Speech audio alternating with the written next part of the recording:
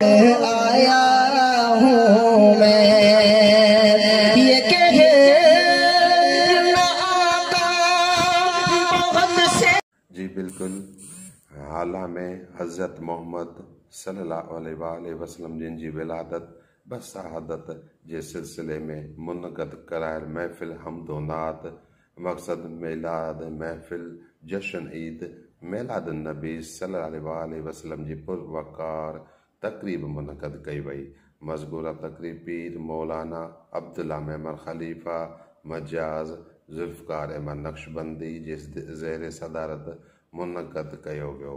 महफ़िल हम्द व नात जे सिलसिले में सिंध जे मशहूर हम्द व नात चवां मोहम्मद उस्मान नूर हाफ़िज़ ज़ीशान हकील शाह नवाज़ समूह ऐं मोहम्मद हुसैन जिन जे पंहिंजे मिठड़े आवाज़ ज़रिए हुज़ूर सल्लल्लाहु अलैहि वसल्लम जिन जी विलादत बशहादत जे सिलसिले में नात चवंदे पिंडवाल में वेठल माण्हुनि में सहर तारी कंदे ख़ैर जुमाए छॾियो।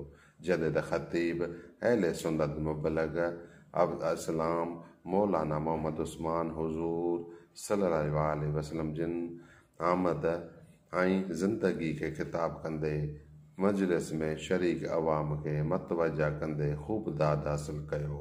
जश्न मीलाद जे तक़रीब में मटियारी खैबर खंडू बुडशाह हाला न्यू बय सईदाबाद मटियारी जे साफ़िन मुस्तक़ीम समूह अदा भाऊ गफ़ूर मेहमान इख्तियार अली मीजत सोहेल अहमद राजपूत सुमेद ज़िले सां तइल्लुक़ समूरनि सियासी समाजी अलमी ऐं अदबी मज़हबी शहरी जमायतुनि जे वंगनि अॻुवाननि ऐं मोहज़िन वॾे अंग में शिरकत कई। मज़कूरा जश्न मेला तक़रीब देर ताईं जारी रही।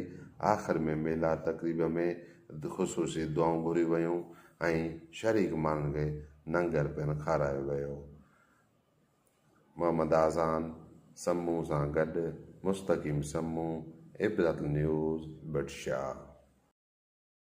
बुलंद फरमा दीजिए या अल्लाह। हमारे उस्ताद मोहतरम शेख मोहम्मद सलीम साहब या अल्लाह वो भी अस्पताल के अंदर हैं या अल्लाह, और भाई मौलाना अब्दुल्ला साहब भी और दीगर जितने भी मरीज़ हैं या अल्लाह जो घरों में हैं या अस्पताल